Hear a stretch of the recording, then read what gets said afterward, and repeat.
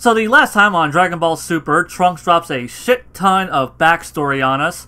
To everyone's shock and surprise, Dragon Ball Super proves that it actually does understand the concept of continuity, and in a rather unsettling turn, future Trunks and 8-year-old Mai kind of make bedroom eyes at each other for like 5 minutes while talking. Yeah, that part was a little uncomfortable.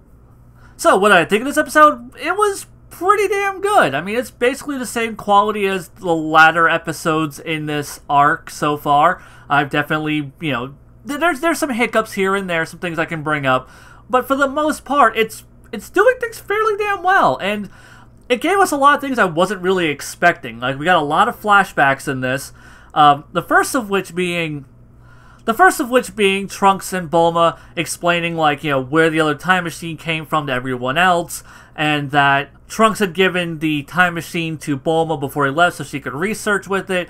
And that was really cool that they actually even went to the effort of explaining that. Like, that was a thing that happened. Because I know there was a handful of people who were like, well, wait a second, you know, Trunks had the time machine last, so he should have it, not Bulma. And I was aware of this fact, I just didn't care, because it's like, whatever, I mean, it's really easy to just have, you know, yeah, whatever. Trunks totally gave Bulma the time machine before leaving.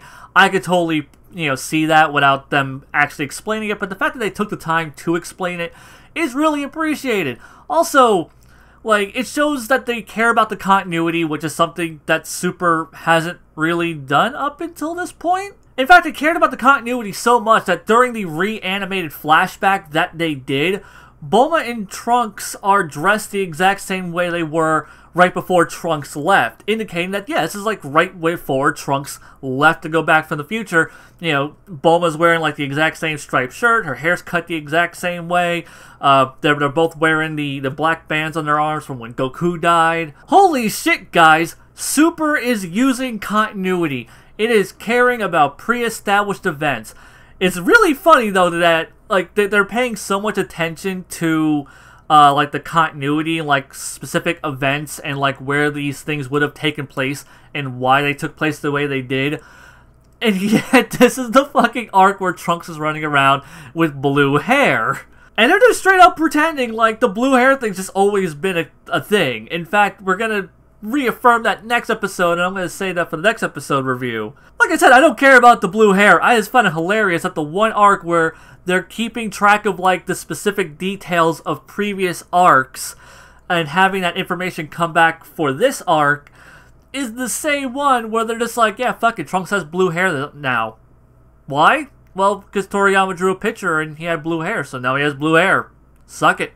The other major flashback that we get, and really to me the more important one, and I think the one everyone was looking forward to in this, is just the whole backstory on, like, you know, Trunks and Mai. They don't really go too much into detail with it. It's just, oh yeah, like, you know, Mai led the, basically the human resistance against Black. You know, like, everything just goes full Terminator, like, future war shit. She is the John Connor of the Dragon Ball universe, you know, taking it to Black, rallying humanity, and just being like the figurehead leader of this rebellion.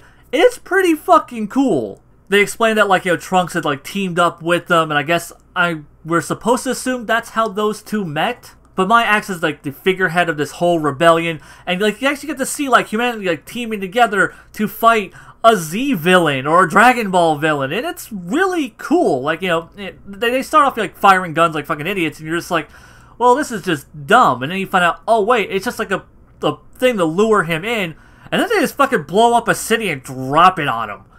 Like, I mean, of course it doesn't do anything, but that's like, you know, yeah, like if humanity's gonna do anything against a dude like him, drop a fucking city on him.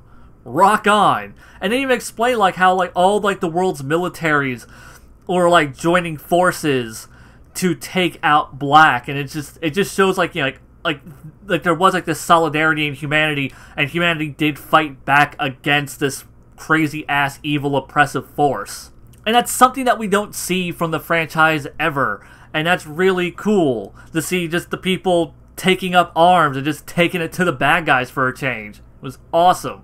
Also, something else that we learned from Future Trunks is that Mai is roughly the same age as Trunks. Like, Trunks outright says that. It's like, yeah, she's about the same age as me, is what he says. So I guess we just have to accept the fact that, I guess the official continuity canon status on this is, you know, they are roughly the same age as Trunks, so if, like, kid Trunks, so if they were wished back then, like, it would have had to have been before the artificial humans attacked, about right when Trunks was born.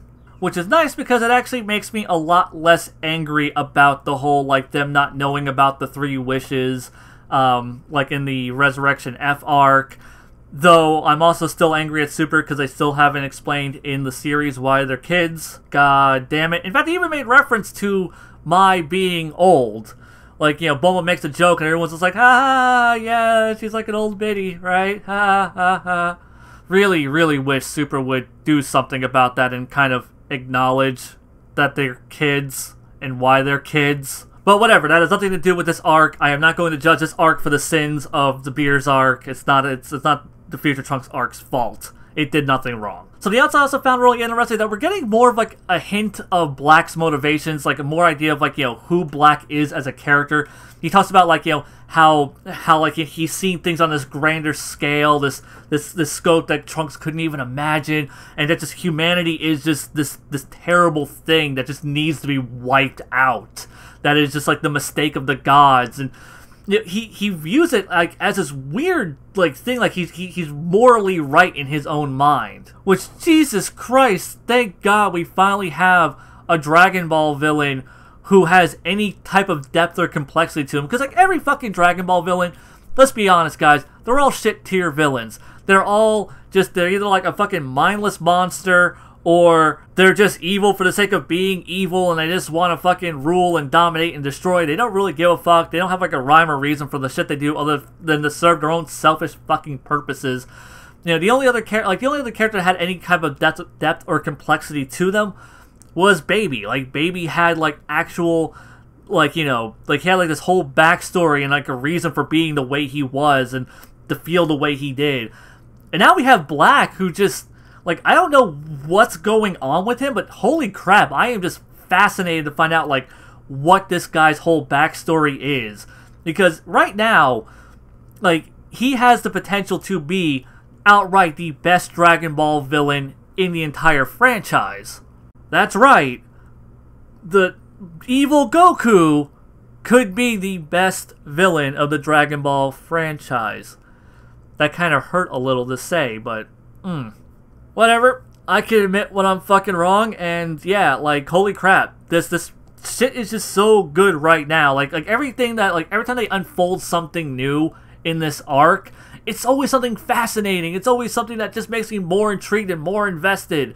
Like, even like a little throwaway line about Beerus talking about Black's ki, how it feels familiar. It's like something he sensed before, and it's like, oh, like that's interesting.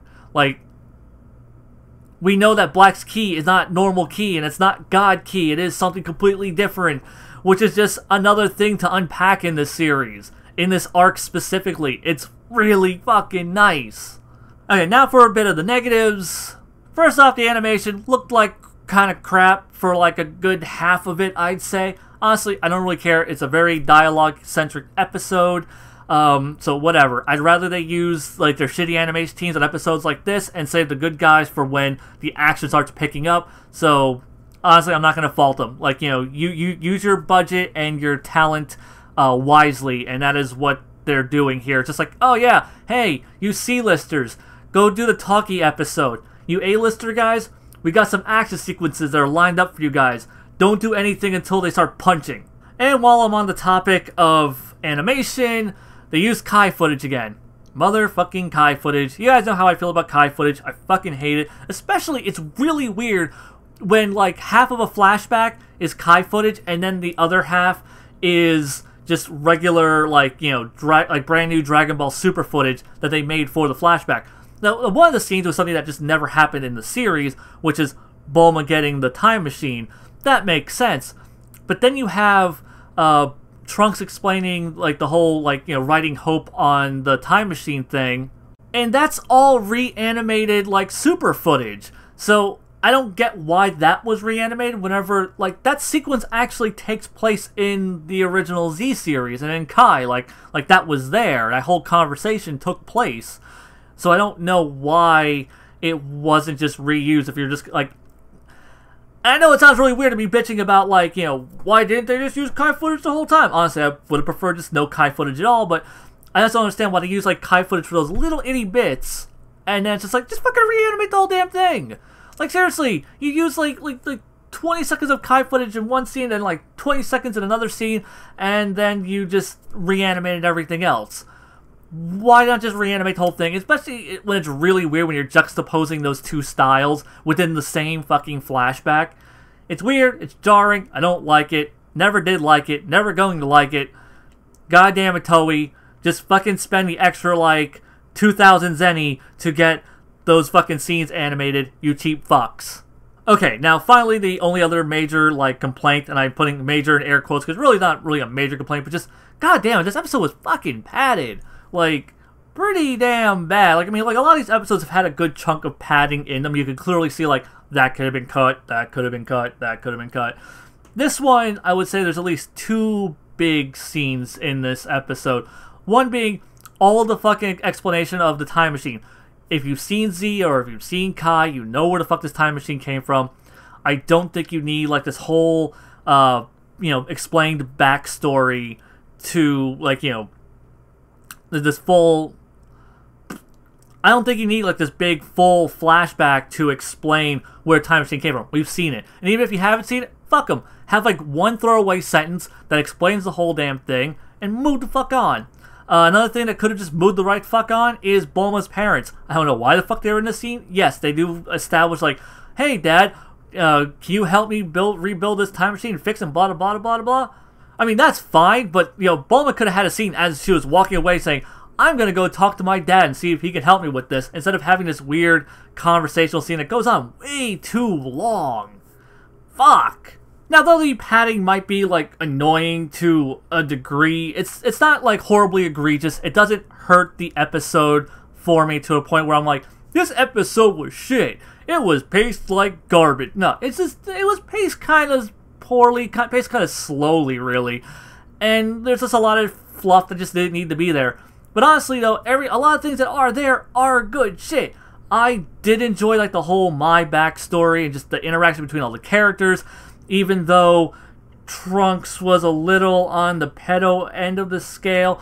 That aside, we'll just kind of, you know, compartmentalize that and just kind of put that off to the side and pretend it didn't happen. But everything else, though, like, it was great. I liked it. I'm, like, every time they just kind of unfold a new detail, I'm just like, ooh, that's interesting. I'm invested. Which is a word that I keep using this arc, which is also a word I haven't used this entire fucking series until this goddamn arc. Congratulations, Future Trunks arc. You're 5 for 5, and I might just end up eating my fucking words by the end of this arc and just being like, holy shit, that was fucking amazing, and I'm a fucking idiot. Who'd have guessed? So yeah, that wraps up everything I had to say. Till next time, guys, Zeon, out.